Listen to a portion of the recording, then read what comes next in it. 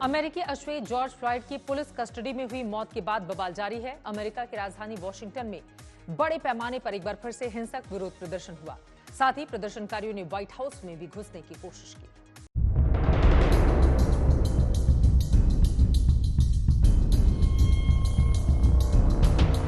ये हिंसक विरोध प्रदर्शन की तस्वीरें हैं दुनिया के इकलौते महाशक्ति अमेरिका की, जो कि इस समय इतिहास के सबसे भीषण त्रासदी से जूझ रहा है। एक तरफ जहां कोरोना वायरस की वजह से लोगों की बड़े पैमाने पर जान जा रही है, वहीं दूसरी तरफ पिछले एक महीने से यहां भारी विरोध प्रदर्शन का दौर जारी है। अमेरिका की राजधानी वॉशिंगटन में कितने बड़े पैमाने पर प्रदर्शन हो रहे हैं, तस्वीरें देखकर सहज ही अनुमान लगाया जा सकता है। अमेरिकी अश्वेत जॉर्ज फ्लॉयड की पुलिस कस्टडी में हुई मौत के बाद भड़की हिंसा ने अमेरिका को बड़ा नुकसान पहुंचाया है। पिछले एक महीने से न सिर्फ वॉशिंगटन बल्कि अमेरिका के ज्यादातर शहरों में कुछ ऐसा ही नजारा है।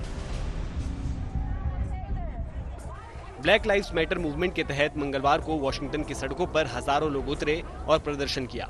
साथ ही प्रदर्शनकारियों ने व्हाइट हाउस के सामने राष्ट्रपति ट्रंप के खिलाफ नारेबाजी की। अमेरिकी मीडिया के मुताबिक कुछ प्रदर्शनकारियों ने व्हाइट हाउस में भी घुसने की कोशिश की, जिसके बाद पुलिस और प्रदर्शनकारियों के बीच हिंसक झड़प हुई, जिसमें कई लोग घायल हो गए। साथ ही पुलिस ने दर्जनों लोगों को गिरफ्तार किया। बता दें कि अमेरिका में जॉर्ज फ्लॉयड की पुलिस हिरासत में मौत के बाद पुलिस की बर्बरता और नस्लवाद के खिलाफ न सिर्फ अमेरिका बल्कि दुनिया भर के कई देशों में विरोध प्रदर्शन का दौर थमने का नाम नहीं ले रहा है। आज तक ब्यूरो। अमेरिका में कोरोना महामारी के बीच राष्ट्रपति डोनाल्ड ट्रंप ने बड़ा बयान दिया है। राष्ट्रपति ट्रंप का कहना है कि अगर उनके प्रशासन ने सही समय पर कदम नहीं उठाया होता तो अमेरिका में 40 लाख लोगों की मौत हो सकती थी। साथ ही ट्रंप ने कहा कि अब यूएस में कोरोना वायरस से 1.5 लाख से ज्यादा लोगों की जान जा सकती है। चीन के वुहान से शुरू हुए कोरोना वायरस से अमेरिका में बड़े पैमाने पर तबाही हुई है। यहाँ न सिर्फ लाखों लोग संक्रमित हुए हैं बल्कि मौत का सिलसिला भी थमने का नाम नहीं ले रहा है। इस तबाही के बीच राष्ट्रपति डोनाल्ड ट्रंप ने चौंकाने वाला बयान दिया है। राष्ट्रपति ट्रंप का कहना है कि अगर उनके प्रशासन ने सही समय पर सही कदम नहीं उठाए होते तो अमेरिका में 40 लाख लोगों की मौत हो सकती थी। एक टीवी इंटरव्यू में ट्रंप ने कहा कि उनके प्रशासन ने कोरोना वायरस को कम करने के लिए तेजी से प्रयास नहीं किए होते तो 20 से 40 लाख लोगों की जान जा सकती थी। अमेरिका में अभी कोरोना वायरस से 1,22,000 लोगों की मौत हुई है, लेकिन राष्ट्रपति ट्रंप का कहना है कि कोरोना से मरने वालों की संख्या 1.5 लाख या उससे भी ज्यादा हो सकती है।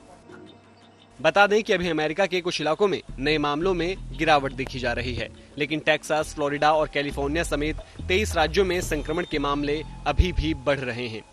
ऐसे में ट्रंप का ये अनुमान सच होता हुआ दिख रहा है। ट्रंप की इस भविष्यवाणी से पहले 16 मार्च को लंदन की इंपीरियल कॉलेज की एक रिपोर्ट में कहा गया था कि अमेरिका में 22 लाख लोगों की कोरोना वायरस से जान जा सकती है। हालांकि इस रिपोर्ट को अमेरिकी प्रशासन ने खारिज कर दिया था। आज तक ब्यूरो। दुनिया में कोरोना का कहर जारी है और कई देश इस घातक बीमारी से अभी तक जंग नहीं जीत पाए हैं, लेकिन इन सबके बीच सबसे ज्यादा प्रभावित देशों में ब्राजील में एक अलग ही नजारा देखने को मिला, जहां संगीतकारों ने संगीत के सुरों के जरिए लोगों के दिलों में कोरोना के कारण बने तनाव को दूर करने की कोशिश की।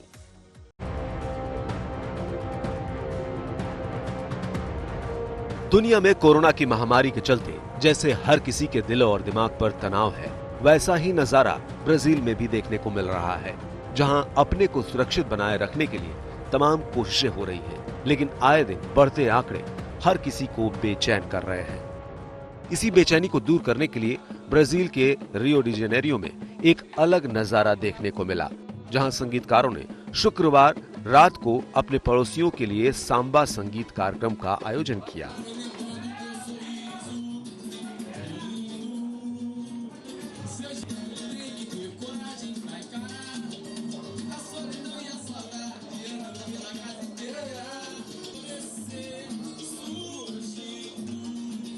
टुरोना फैलेवा में एक अपार्टमेंट की छत पर आयोजित इस कार्यक्रम में टेम्परो डी क्रियोला बैंड के सदस्यों ने सांबा और अन्य पारंपरिक ब्राजीलियाई संगीत बजाकर हर वो प्रयास किया जिससे कोरोना वायरस से बने तनाव को दूर किया जा सके।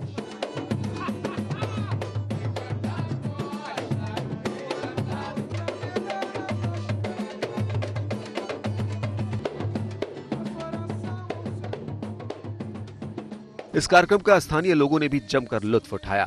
किसी ने घर की बालकनी में खड़े होकर तालियों से संगीतकारों का स्वागत किया, तो कोई टीवी स्क्रीन पर संगीतकारों की प्रदर्शनी का आनंद लेता नजर आया। आज तक ब्यूरो। दुनिया भर के देश कोरोना को हराने की पुरजोर कोशिश में दिन रात लगे हुए हैं। इससे बचाव के नए नए तरीकों को इजाद किया जा रहा है। इसी बीच इजराइल के कंपनी ने एक ऐसा मास्क बनाने का दावा किया है जिसका एक बार प्रयोग करने के बाद मोबाइल चार्जर से इसके कीटाणुओं को डिफ्यूज कर दिया जाएगा। इसमें ऐसे डिवाइस का प्रयोग किया गया है जो इस प्रक्रिया को करने में सफल है।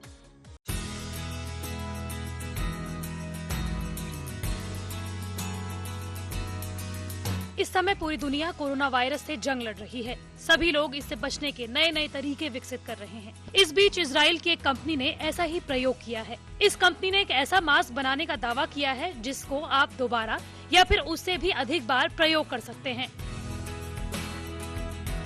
मास्क में एक USB पोर्ट लगाया गया है जिसको चार्जर से कनेक्ट करके प्रयोग हुए मास्क के कीटाणुओं को डिफ्यूज कर देता है। इस प्रक्रिया में 30 मिनट तक का समय लगता है। मास्क में फाइबर की परत लगी हुई है जिसको इलेक्ट्रिसिटी के माध्यम से 70 डिग्री तक हीट करता है और मास्क के कीटाणुओं को मार देता है, जिसके बाद इसको दोबारा प्रयोग किया जा सकता है।